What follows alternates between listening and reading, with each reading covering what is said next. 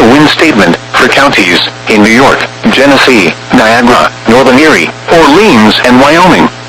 High wind warning remains in effect until 10 p.m. this evening. What?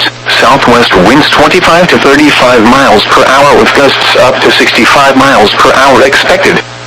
Strongest gusts likely between 3 p.m. and 7 p.m. Where? Niagara, Orleans, Monroe, Northern Erie, Genesee, and Wyoming counties. When? Until 10 p.m. this evening. Impacts: strong winds will blow down trees and power lines. Scattered power outages are expected. Travel will be difficult, especially for high-profile vehicles. Avoid being outside in forested areas and around trees. If possible, remain in the lower levels of your home during the windstorm, and avoid windows. Use caution if you must drive. High wind statement for counties in New York, Chautauqua, and Southern Erie. High wind warning remains in effect until 10 p.m. this evening. What? South to southeast winds 20 to 30 miles per hour with gusts up to 55 miles per hour through early this afternoon.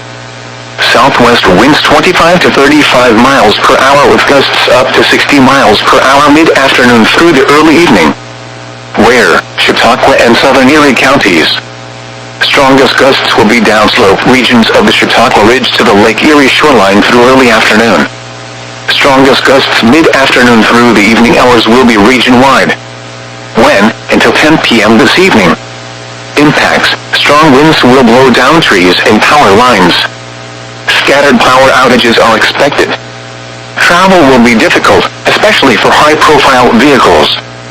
Additional details: wind gusts will be perpendicular to the New York State Thruway, making for challenging travel for high-profile vehicles through early afternoon. Avoid being outside in forested areas and around trees. If possible, remain in the lower levels of your home during the windstorm, and avoid windows. Use caution if you must drive. The nearshore marine forecast.